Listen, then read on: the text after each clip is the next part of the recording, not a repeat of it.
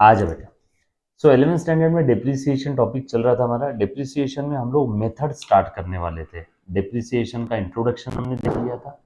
Basically depreciation का मतलब क्या है, डिप्रिसिएशन ये एक्सपेंस है, डिप्रिसिएशन ये इनडायरेक्ट एक्सपेंस है, उसमें भी नॉन कैश है क्योंकि इसके लिए किसी को कैश देने की जरूरत नहीं हर साल के आखिरी में। It is just an adjustment. Sir adjustment मतलब हम लोग असेट की वैल्यू को कम कर रहे हैं और इसका दूसरा इफेक्ट पी एंड एल के डेबिट में दिख रहा है। Profit and loss account final account topic में पढ़ेंगे क्या चीज है, तो है ना। सो असेट की वैल्यू कम करना है, किसी को कैश देने की जरूरत नहीं है, नॉन कैश एक्सपेंस है। क्या बताइए, नॉन कैश एक्सपेंस है, राइट। यहाँ तक समझ में आया सभी को? जस्ट सेकेंड, कुछ आवाज अटक रही है, मैं अभी ठीक किए देता हूँ, मैं अभी ठीक किए देता हूँ। हाँ, आप चेक करना बेटा। Now all set. Hello guys, right. अब देखो एक बार, राइट।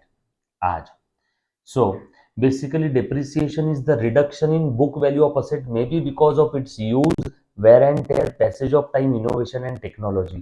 असेट को यूज करने की वजह से या टाइम पास की वजह से असेट की जो वैल्यू कम हो जाती है, तो जितने से असेट की वैल्यू कम होगी उस अमाउंट को प्यार से बोलेंगे depreciation.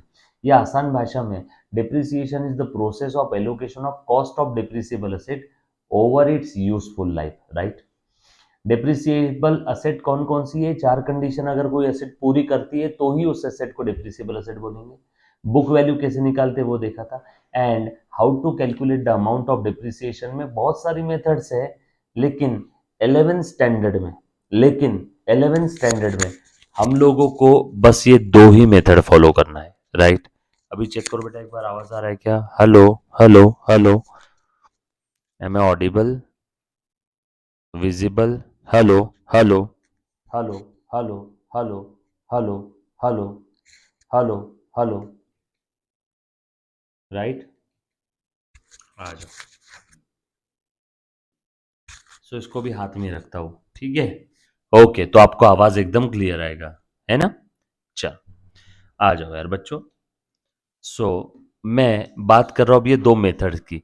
By the way in method से हम लोग करेंगे क्या, इन मेथड से हम लोग डिप्रिसिएशन का अमाउंट कैलकुलेट करेंगे।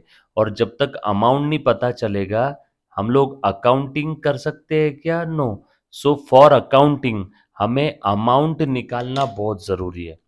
फॉर अकाउंटिंग हम लोगों को अमाउंट निकालना बहुत जरूरी है। जब तक अमाउंट पता नहीं चलेगी अकाउंटिंग कर पाओगे क्या? नहीं। इसीलिए पहले हम लोग क्या करेंगे, अमाउंट निकालेंगे। पहले हम लोग क्या करेंगे, अमाउंट निकालेंगे, राइट। क्लियर है बेटा? सब लोग साथ में हैं? पक्की बात? डन? चलो आगे। क्लियर? ओके। आ जाओ, अमाउंट कैसे निकालते हैं? दो मेथड 11th स्टैंडर्ड में है, बाकी कोई मेथड पढ़ना नहीं है। yippee। चल, सबसे पहली मेथड स्ट्रेट लाइन मेथड, अच्छे से ध्यान दो, लिखो बेटा। So straight line method, straight line method, इसी के काफी सारे नाम हैं। एक और नाम है फिक्स्ड इंस्टॉलमेंट मेथड, इसी का एक और नाम है इक्वल इंस्टॉलमेंट मेथड, इसी का एक और नाम है, प्लीज ध्यान देना बेटा, straight line, fix instalment, equal instalment. उसके बाद क्या कहते हैं, तो जस्ट सेकेंड, एक सेकेंड एक सेकेंड, ठीक है। चलो, हम लोग क्या देख रहे थे, स्ट्रेट लाइन मेथड के काफी सारे नाम देख रहे थे। Straight line method, fix instalment method, equal instalment method, इसी का एक और नाम है हिस्टोरिकल कॉस्ट मेथड, इसी का एक और नाम है हिस्टोरिकल कॉस्ट मेथड, इसी का एक और नाम है ओरिजिनल कॉस्ट मेथड, श्याम तेरे कितने नाम, यस और नो। हर एक नाम के पीछे कुछ ना कुछ लॉजिक है, हर एक नाम के पीछे कुछ ना कुछ लॉजिक है, प्लीज ध्यान देना बेटा, है ना। आ जाओ, सो ध्यान दे दो, आ जाओ सब लोग। सो अब ये स्ट्रेट लाइन मेथड में अमाउंट कैसे कैलकुलेट करते हैं मैं बताता हूँ। सबसे आसान मेथड यही है, दूध पीता बच्चा भी निकालेगा। आसान भाषा में एक एग्जाम्पल ले रहा हूं।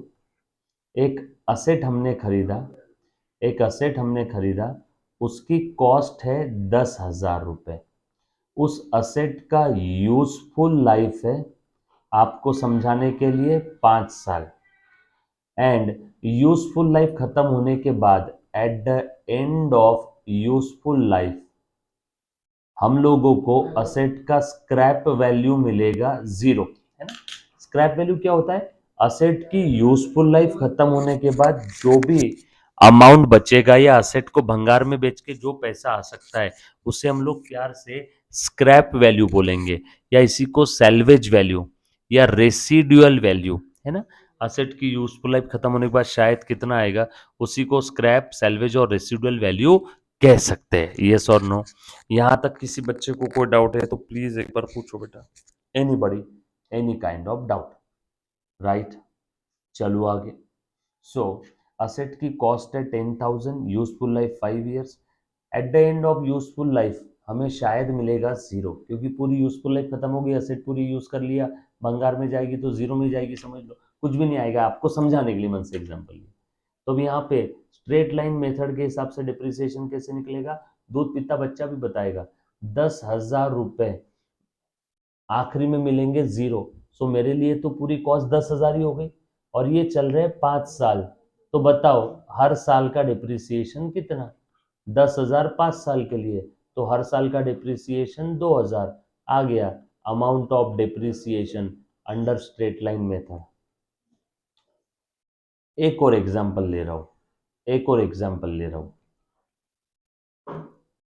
सो एक और एग्जांपल ले रहा हूं स्ट्रेट लाइन मेथड का, अच्छे से ध्यान देना बेटा। एक एसेट है जिसकी कॉस्ट है, आपको समझाने के लिए, 10,000, यूजफुल लाइफ है 5 ईयर्स, और असेट की यूजफुल लाइफ खत्म होने के बाद हमें स्क्रैप वैल्यू मिलेगा at the end of useful life, आपको समझाने के लिए 4,000 रुपए। भंगार में बेचेंगे तो असेट को 4,000 मिलेगा। अब बोलो कितना डिप्रिसिएशन है। 10,000 हमने असेट के लिए आज पे किया, 10,000 हमने असेट के लिए आज पे किया, 10,000 हमने असेट के लिए आज पे किया। मुन्ना प्लीज ध्यान देना, प्लीज ध्यान देना। 10,000 हमने असेट के लिए आज पे किया, 5 साल बाद 4,000 शायद वापस मिल जाएगा, तो मेरे लिए नेट कॉस्ट कितना हुआ, या डेप्रिसिएट होने लायक डेप्रिसिएबल वैल्यू, डेप्रिसिएबल वैल्यू कितना है बेटा मेरे लिए, 6,000 सिर्फ, क्योंकि 10 में से 6 तो वापस मिल जाएंगे, और ये 6,000 रुपए, और ये 6,000 रुपए, और ये 6,000 रुपए, प्लीज ध्यान देना बेटा, प्लीज ध्यान दे दे। और ये 6,000 रुपए कितने साल तक चलेंगे, 5 साल तक। ये 6,000 रुपए कितने साल तक चलेंगे, 5 साल तक।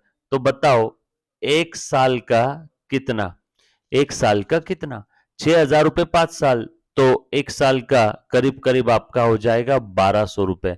तो ये आ जाएगा आपका डिप्रिसिएशन एक साल का, यस और नो। इसमें एक सिंपल सा फॉर्मूला है, फॉर्मूला अगर मैं आपको बता दूं तो आपका काम ही आसान हो जाएगा, फॉर्मूला अगर मैं बता दूं तो आपका काम आसान हो जाएगा बेटा। मुन्ना प्लीज ध्यान देना। आई थिंक काफी सारे बच्चों का आवाज अटक रहा है, तो मैं बस फॉर्मूला बताता हूं, फिर ये लेक्चर को मैं यहीं रोक दूंगा। फॉर्मूला लिख लो बेटा, depreciation is equal to cost minus estimated, estimated scrap value. Estimated scrap value क्या होता है, असेट के यूजफुल लाइफ खत्म होने के बाद एंड में जो मिलता है वो, divided by estimated useful life. अब कोई भी मेथड ले लो, एग्जाम्पल 1 एग्जाम्पल 2 निकाल के देख लो। एग्जाम्पल 1 का आंसर आता है क्या, कॉस्ट कितनी है 10,000, scrap value 0, 10,000 minus 0, estimated useful life 5 साल, आ गया क्या आंसर 2000, डेप्रिसिएशन आया 2000। सेकेंड वाली मेथड ले लो, example number 2, example number 2, method नहीं, एग्जाम्पल नंबर 2, सेकेंड वाला एग्जाम्पल, कॉस्ट है 10,000, स्क्रैप वैल्यू है एस्टिमेटेड 4,000, यूजफुल लाइफ है 5 साल, 5 साल। सो बोलो बेटा 6,000 डिवाइड बाय 5 साल यानी 1,200 रुपए पर एनम का डिप्रिसिएशन है, पर एनम यानी हर साल, हर साल, हर साल। देखो 1,200 आया क्या। सो ये फॉर्मूला बड़े ही काम का है, डिटेल में इसका डिस्कशन करेंगे नेक्स्ट लेक्चर में। Thank you very much, love you all, take care, bye.